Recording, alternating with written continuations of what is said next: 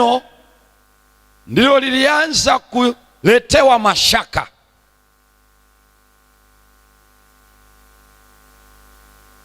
Hakuna mwanadamu yeyote atakayetenda dhambi mpaka kwanza aongozwe na shetani kutilia mashaka imeandikwa.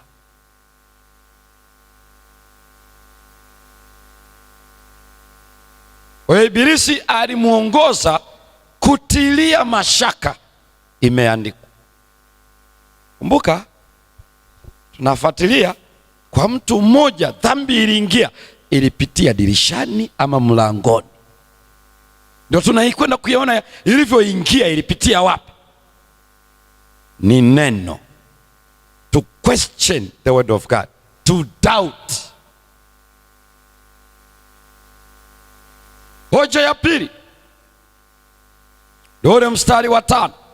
Maana Mungu anajua siku mkila matunda haya tafumbuliwa macho, mkitafanana na Mungu, mkijua mema na mabaya. Kwa hiyo hoja yake iko nini? Mungu amewazuia kwa sababu anajua matokeo ya kula matunda haya. Yapi? Mtakwea, mtainuka, mtaongezeka ufahamu wa kufahamu anachofahamu yeye. Kwa hivyo ni kusema hivi, Mungu wenu ana wivu na ninyi.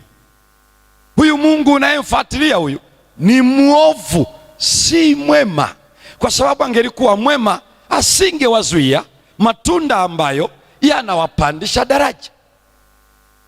Anajua siku mkila macho yatafumbuliwa, mtafanana na Mungu. Kwa hivyo Mungu ni mkatili, ni mbaya, ni mwovu, si mwema.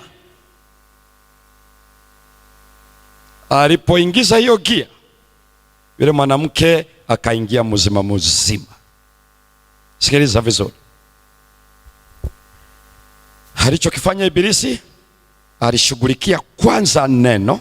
2, akashughulikia tabia ya Mungu. Akaibadili tabia ya Mungu kwa mwanadamu, akaisema vibaya kwa mwanadamu. Mungu hana tabia njema. Nipatie mfano tu kidogo. Ukija kanisa hili linafundisha sana uwakili wa mali, lakini bado wanaoitikia asilimia haijafika hata nusu. Rudisha akili yako pale kanisani. Kama hujui, siku moja uulize tu muazini, uliza tu kiongozi wa uwakili, uliza tu mzee wa kanisa, uliza tu mchungaji, atakueleza idadi yanaoonekana kuitikia alichosema Mungu, leteni zaka kamili na sadaka. Idadi haifiki hata 50%. Sababu ni hii wanayosema hali ni ngumu ya kiuchumi, nilikuwa ninaumwa, watoto wameenda shule, hiki na kile, kwa hivyo Mungu anajua hali yangu. Si kweli. Kwa nini amechukua hii? Ibilisi anachosema ni hivi, Mungu anakuzuia ili usitumie hii 20% ama zaidi, wakati ndio itakayoboresha uchumi wako, itakayosaidia matibabu ya mgonjwa, itakayolipa ada ya mwanafunzi, itakayokusaidia kujenga nyumba. Yaani Mungu ni wa ajabu, tabia yake ni mbaya, anakuzuia kitu kitakachoboresha uchumi wa familia. Kwa nini? Ni muovu, hafai.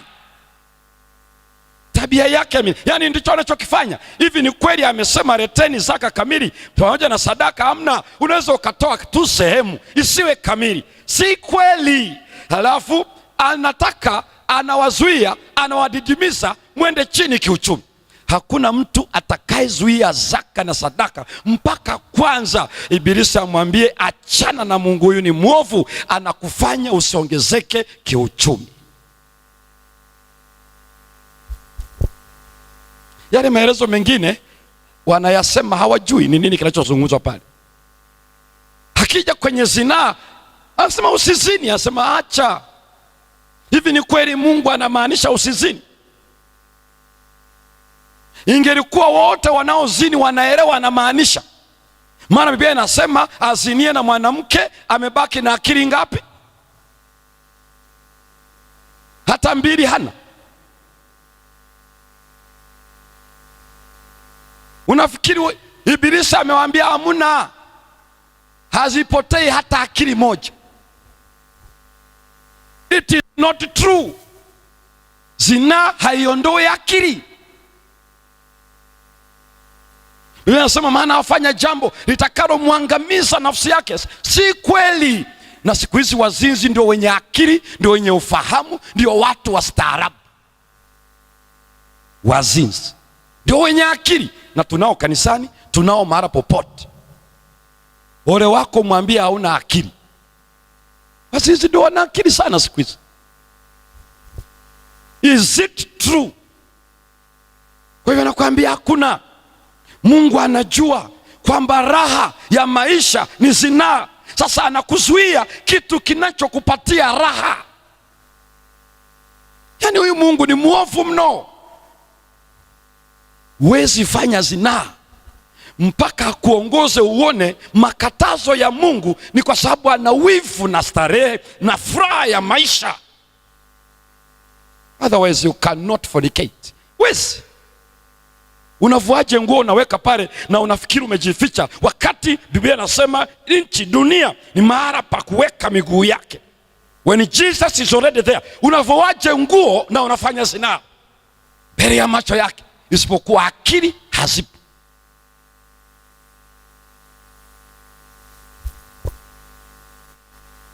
Hii mjumbe wa Mungu anasema wakati Ibilisi anafanya hicho kwa yule mwanamke, ngoja nisome hapo usikie alisemaje. Kiswahili unajua kwenye hata kwenye Kiebrania ukisoma unaona akasema ati, ndio Bwana Mungu alivyosema. Lakini sikiliza kitabu kile cha Spiritual Prophets Volume 1 SP ukurasa wa 35 na paragrafu ya pili.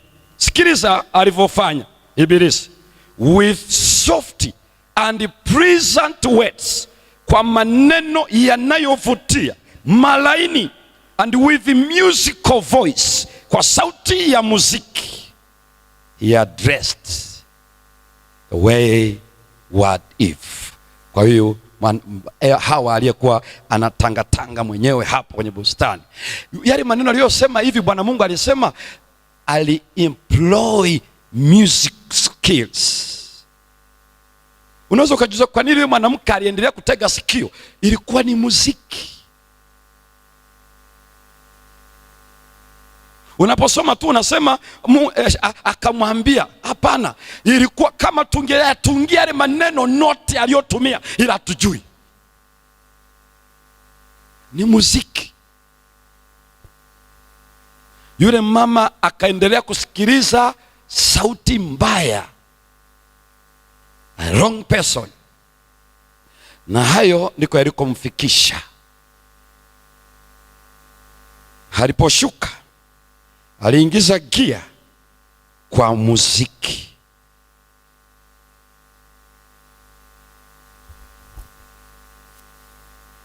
Naenda ninaruka hayo matukio, naenda kwa matukio ya la kwanza ilivyoingia dhambi. The musical battlefield. Nataka uweze kuona kitu fulani hapa, ujue tuko kwenye pambano na ni uwanja wa pambano kabisa. Dhambi imeingia na aliingiza kwa muziki, sababu ni pleasant, ni soft. Akizungumzia soft na pleasant, anakuzungumzia kwenye, anakuleta kwenye music ambayo ni sound, anakuingiza kwenye lyrics ambayo ndio maneno aliyotumia, ambayo lyrics aliyoitumia sikiliza, anachukua alichosema Mungu, lakini anakinegate, anakipindua. Kwa sababu Mungu alisema mtakula matunda yote ya bustani. Alizungumza kabisa, matunda yote ya bustani mwaweza kula. Hiyo ilikuwa ni positive ya Mungu. Yeye akanegate, akaifanya iwe negative, amesema musile. Kwa hiyo alichukua ile lyrics ya Mungu aliyosema, lakini akafanya kitu kimoja tu, akanegate. Na Ibilisi ndivyo anavyofanya tu, ana negate kidogo kwenye lyrics pia. Kwa hivyo ndivyo alivyofanya, na kwa sababu ya ule muziki ulipotua kwenye masikio, ukatua vizuri na vibration zake, kumbe anatembea na rhythm mbaya. Hiyo ikatokea. Sehemu ya pili muhimu katika hatua ambazo Ibilisi anatumia zenye ushahidi wa maandiko ni chini ya mlima wa Horeb. Chini ya mlima wa Horeb, hapo tuko Kutoka 32. Kwenye Kutoka 32, hebu soma mstari ule wa 6. Wakati Musa yuko juu ya mlima zile siku 40, Yoshua akiwa chini ya ule mlima, lakini watu wakiwa kwenye kambi kule. Soma Kutoka sura ya 32 mstari wa 6.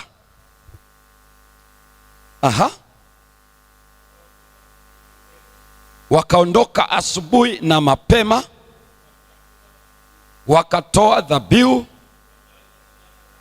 sadaka za amani, watu wakaketi kula na kunywa. Wakaondoka wacheze. Hilo ni fungu la 6 hilo. Hii ndio ibada ya uzinduzi wa ile ndama wa, ilikuwa imetengenezwa ndama ya nini? Shaba. Wa shaba. Ilikuwa ndama imetengenezwa kwa madini gani? Siku wanafanya hivyo, kulikuwa na ulaji, kulikuwa na unywaji, kulikuwa na kucheza. Lile neno anatumia kucheza, sahag, lina maana ya to make sport. Kwa hiyo kama mtu anacheza volleyball, anacheza football, anacheza nini hiyo michezo hiyo, ama anaruka kwa kamba, anafanya nini, hiyo ndio neno sahag. Kwa hiyo wakafanya mchezo hiyo, lakini ili ujue ni michezo tu hiyo, haina maanisha nini. Waliona hilo neno ambavyo lilivyo, maana limecheni hilo neno, na tunataka tulisikie linavyoelezewa kwa maneno mengine yanayolifafanua hilo neno. Soma 32 na ule mstari wa 19. Kutoka hiyo uone neno pia linalotumika kulifafanua hilo la kwanza, walicheza. Hili linatumia neno gani? Soma. Hata alipoyakaribia marago, akaiona ile ndama na ile michezo. Na yale michezo, hilo neno michezo inayotajwa pale sio tena lile tsakag. Hilo linalotumika hapo ni mekola. Mekola ni neno linaloelezea kudansi. Ndio maana ukiangalia kwenye version za Kiingereza wanasema dance. Lakini ni dansi gani? Hiyo ni naked dance. Yaani wale watu walicheza almost naked, uchi. Unaweza kusema hivi, inakuwaje? Walifikaje hapo? Kwa hiyo ile neno linaoanza lile ya kwamba wakala, wakanywa, wakainuka kucheza. Hapa anachoeleza Musa alipoenda ile michezo aliyokuwa wanacheza, ile making sport waliokuwa nayo. Maana ile neno la kwanza lina maana tu to make sport, lakini pia lina maana ya tumoko, ya kufanya dhiaka.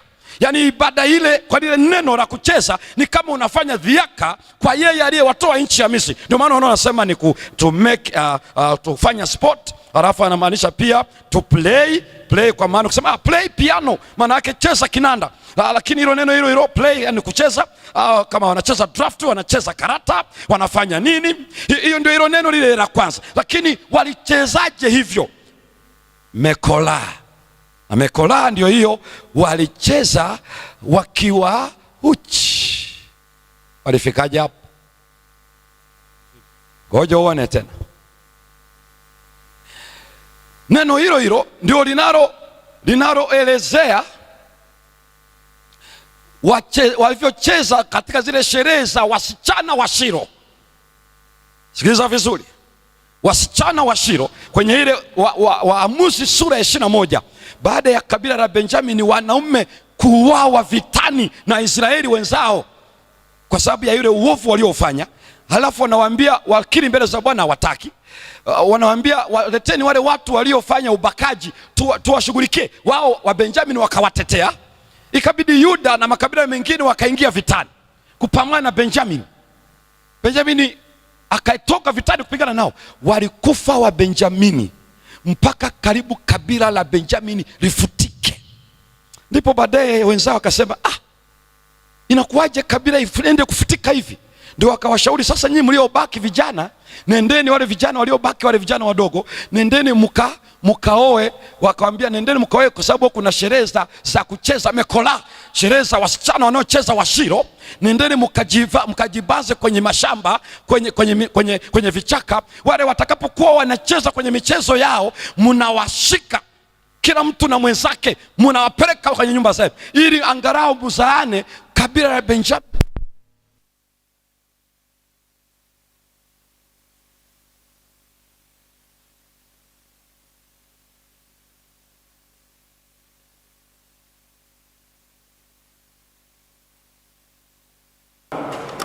Neno lile ambalo watoto wa Shilo, hebu soma Judges, kitabu cha Waamuzi sura ya 21. Hebu soma mstari wa 21. Hilo neno mekola linarudiwa pale. Walikuwa wanafanya sherehe ya kucheza, wale wasichana wanacheza kama wako uchi. Kwa hiyo waliwaambia wale vijana wa Benjamini waliosalia waende wakawagrab, wawashike, wawapeleke ili wasije kabila likafutika na Benjamini. Hebu soma. Mkaangalie, kisha tazameni kwamba hao binti za Shilo watoka ili wacheze. Na lile neno kucheza ndio hiyo mekola, naked dance. Halafu katika hiyo michezo basi tokeni ninyi mizabibuni, sawa, nanyi kila mtu na mshike mkewe katika hao binti za Shilo. Shikeni kila mtu katika binti hao wa Shilo. Kisha rudini nchi ya Benjamin. Rudini sasa nchi ya Benjamin. Hivyo ndivyo ilifanyika. Lugha hiyo mekola, lakini wanacheza wakiwa uchi. Wanachezaje? Mimi ndio nataka nione wanachezaje. Neno mstari wa 23 anafafanua hilo neno mekola, aina hiyo ya uchezaji unaowafanya wawe uchi. Soma mstari wa 23. Wana wa Benyamini wakafanya hivyo, wakajitwalia wake sawasawa na hesabu yao katika hao waliocheza. Sasa hilo neno waliocheza limebadilika, sio tsahak wala sio kwenye mekola, linaitwa cool. Kiambia vipi bro? Cool. Cool guy. Yani baridi. Sasa hilo neno cool ndio kwa Kiingereza inaitwa twist. Watu wanaposikia hiyo ni twist, ndio ninaambia kwamba acha singeli, tutakuta viuno nje ya geti. Huwezi cheza twist ukabaki na nguo. Cool na Kiebrania maana yake twisting or willing. Na hiyo ndio walikuwa wanafanya twisting, ambayo inamaanisha kunengua, kuchezesha mwili na maungo. Kwa hiyo kwanza kama ni mabega, maziwa, kiuno, kila kitu. That was cool. Anafafanua kila ambacho kuanzia kutoka 32.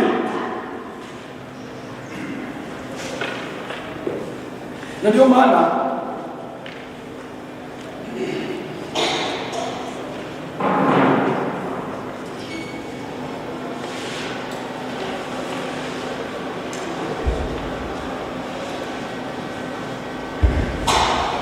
hilo neno cool ina maana ya to will, kuzungusha mwili.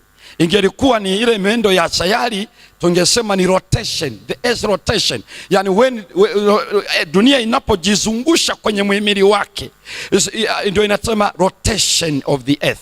Kwa hivyo hapa ni mwili unajizungusha wenyewe, kukatika, tungetumia Kiswahili cha leo, hiyo twisting. Ndio maana unapoona kwenye harusi unashangaa vijana wanacheza kwaito.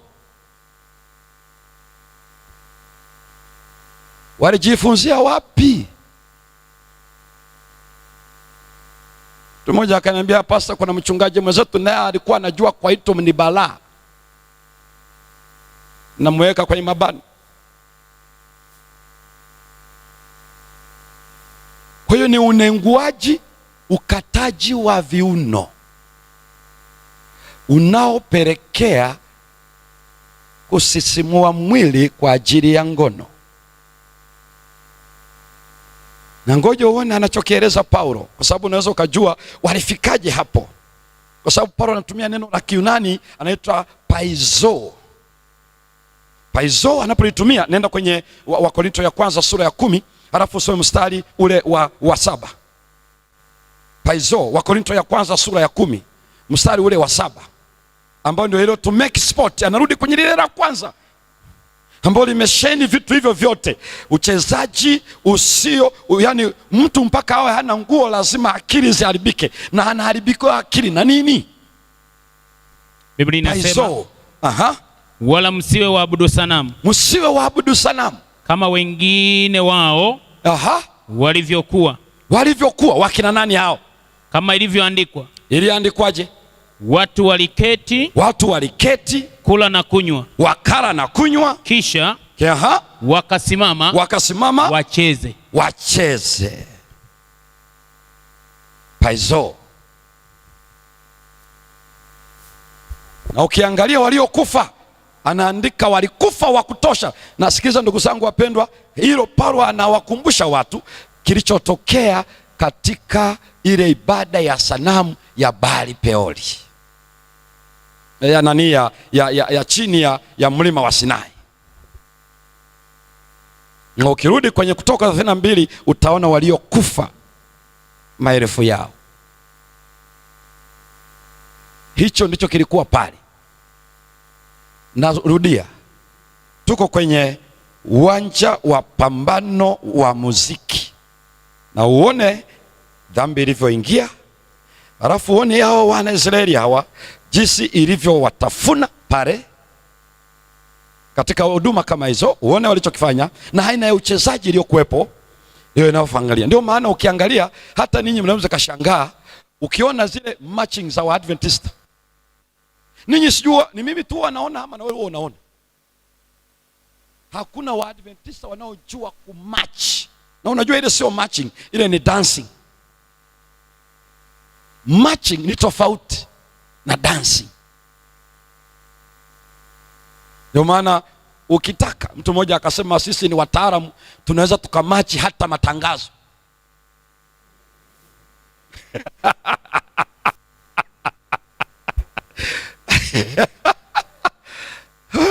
Unaona na machi akifika hapa na kuna hujawahi ona, unasema ni nani huyu?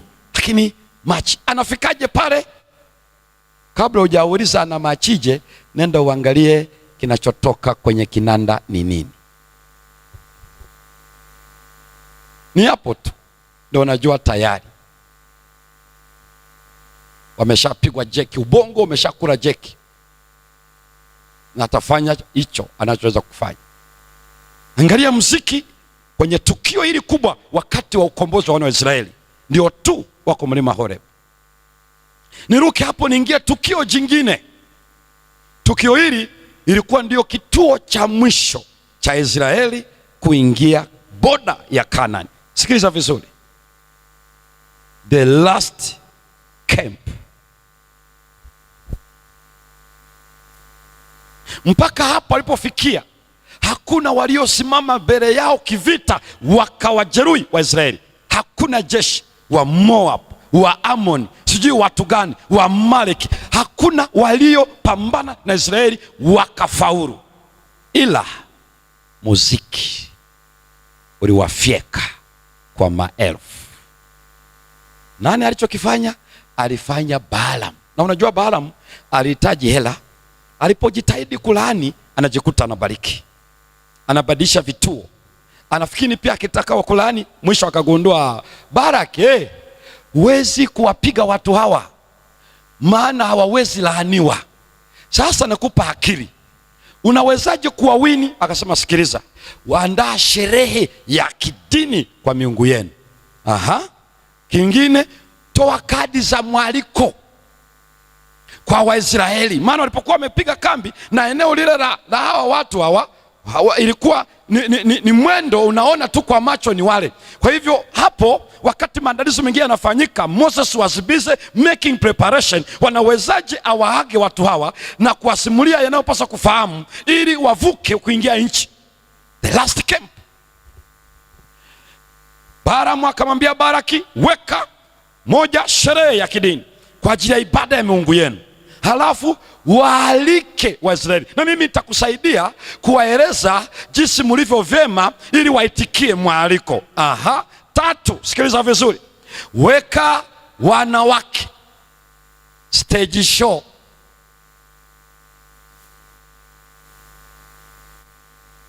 4, weka muziki. 5, weka kinywaji. Akasema hilo tu, nakwambia hivi, wakija tu unao wenyewe.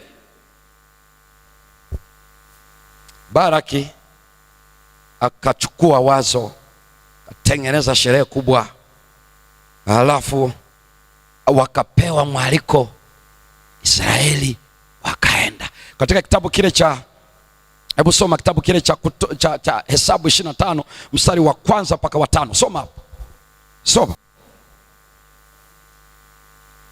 Hesabu 25 mstari wa 1 hadi mstari wa 5. Inasema, bahari Peori pale. Basi Israeli akakaa Shittim. Kisha watu wakaanza kuzini pamoja na wanawake wa Moabu. Sasa unajua, ukiona tu wakazini, hiyo kuzini ilikuwa ni hatua ya mwisho kasoro moja. Nataka uone walifikaje hapo kwenye zinaa. Sogea mbele, endelea kusoma usikie. Kwa kuwa waliwaalika hao watu waende sadakani. Waliwaalika wahudhurie sadaka walizowachinjia miungu yao, kwa ajili ya miungu yao. Watu wakala chakula, wakaisujudu hiyo miungu yao, wakasujudu ile miungu yao. Ikawa Israeli kujiungamanisha na Baali Peori, ndio hasira za Bwana zikawaka juu ya Israeli. Kisha Bwana akamwambia Musa, watwae wakuu wote wa hao watu, wafanyweje? Ukamtundikie Bwana watu hao mbele ya jua. Waueni viongozi wote wa Israeli waliohusika, weka juu ya mti, tundika kwenye msalaba, ili kwamba hizo hasira kali za Bwana ziwaondokee Israeli. Na ukiona hivyo ujue, sikiliza vizuri, waliokuwa mstari wa mbele walikuwa viongozi. Yaani waambieni watu wa Mungu wanaoleta shida kwenye muziki, hata kwenye kanisa hili, some of the leaders of this church.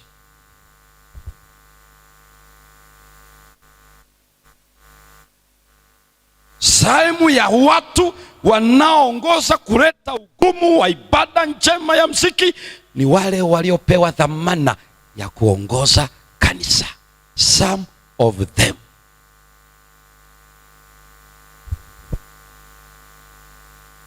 Lihubiri neno. Leaders ndio walikuwa mstari wa mbele kuwashawishi Waisraeli wa kawaida, twendeni tu, haina shida, ule mwaliko, twendeni tu jamani. Na ndio maana ukisikia watu wanasema, unajua hii ni sherehe, ni jirani yangu, unajua bado tuko duniani, unaona maisha ni kuchangamana.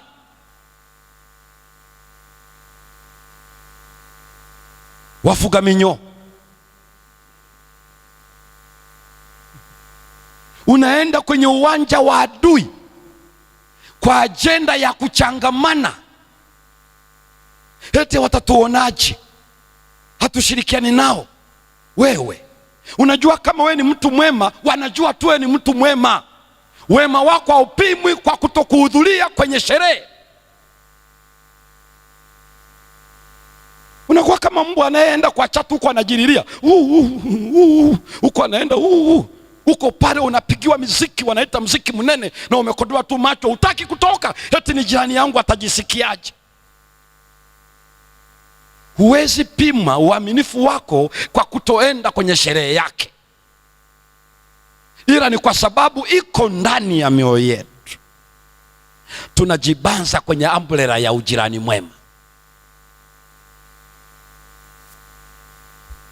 Ukimwambia jirani, mimi hicho kinachoenda kwenye ukumbi hakihusu imani niliyo nayo. Kama mmekuwa mkiishi vizuri, anajua huyo haya hawatakuja. Nakwambia ndugu zangu, wanaelewa. Kama una maji wanachota, wanajua siku ya 7 hawachoti maji. Kama anajua hiki, anafahamu. Ni sisi tu ndio tunaojiarishia.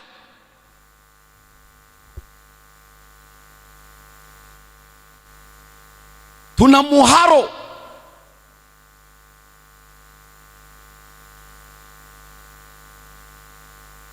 Kwa hiyo wakaenda kwenye forbidden ground, wakaingia kwenye ardhi iliyokatazwa na Mungu, na walienda wakiwa na wazo la kwanza la kutazama.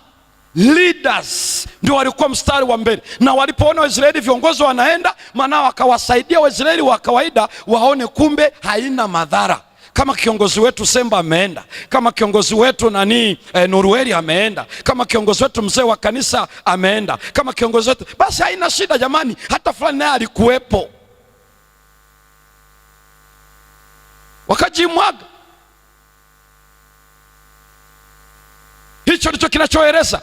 Ndio maana Mungu alisema wale viongozi walio mstari wa mbele, walioweka hiyo influence kwa raia, wakaenda, tundika watu wao kwenye mti. Niwaambie, ikiwa kuna kiongozi wote kwa kanisa hili la Waadventista wa Sabato anayeleta muziki mwovu na anautetea kwa ofisi aliyo nayo, atatundikwa. Let it be known, you should be hanged on the cross by the word of God. Na alisema hili wazi, regardless who is listening. Yeyote anayetetea muziki wa kidunia wenye hybrid ya pop genia, na anasema hii haina shida, anawafanya waumini watu wa Mungu ambao wangeliogopa juu ya muziki wa mbaya, kwa sababu ni kiongozi, ni mimi mchungaji Semba, mimi ni mchungaji wa mtaa, mimi ni mkurugenzi, mimi ni afisa, whoever anywhere, atawekwa kitanzi. Waongoze watu hao kuasi, lakini kuna kitanzi kitangojea. Na sisi ambao tuko hapa, ambao kila kitu badala ya kuangalia Biblia tunaangalia viongozi wanachofanya, achaneni na hiyo tabia. Achaneni na hiyo tabia ya kuiga, unaiga kila kitu kwa sababu kinafanywa na kiongozi. Baki na neno la Bwana.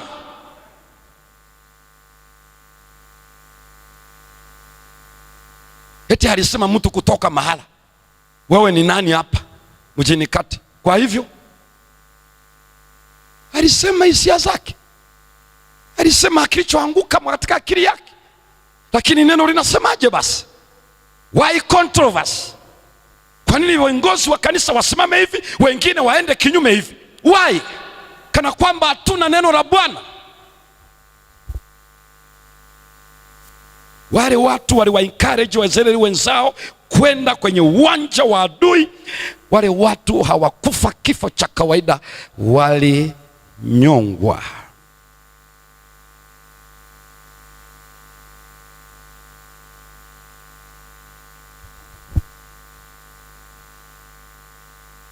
Sasa ni kitu gani?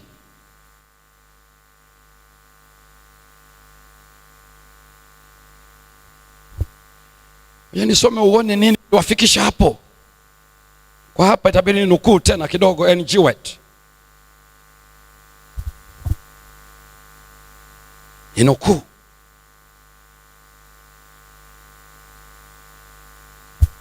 Kwenye kile kitabu cha Wazee na Manabii ukurasa wa 454 paragrafu ya 3.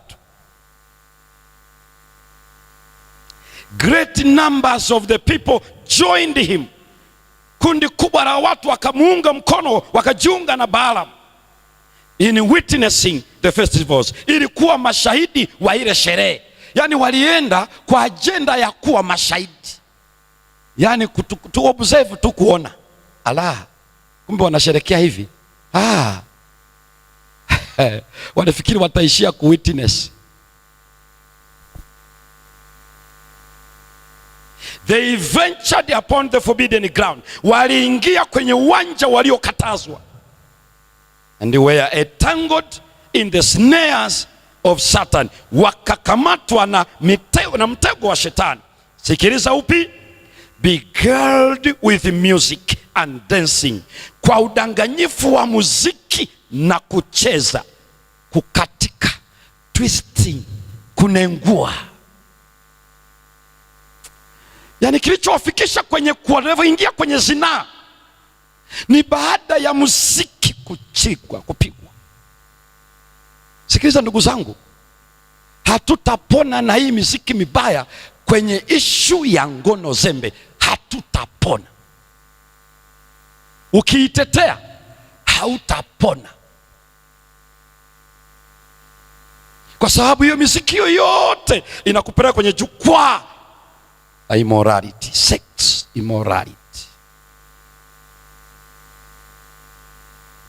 Hakuna msanii wote wa muziki wa kizazi kipya ambaye anaweza kuhimili ngono zembe.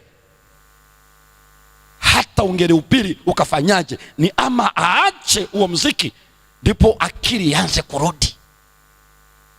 Na ndio maana wanaimba nyimbo za mapenzi asubuhi mpaka jioni. Hawana ndoa, wanaoa leo, kesho zimevunjika. Kwa nini? Hawawezi wale watu kuwa na ndoa. Usicheze na huo muziki, haumbakizi mtu, hawezi kubaki na maadili. Halafu ndio muziki huo watu wanaukingia kifua mpaka kanisani.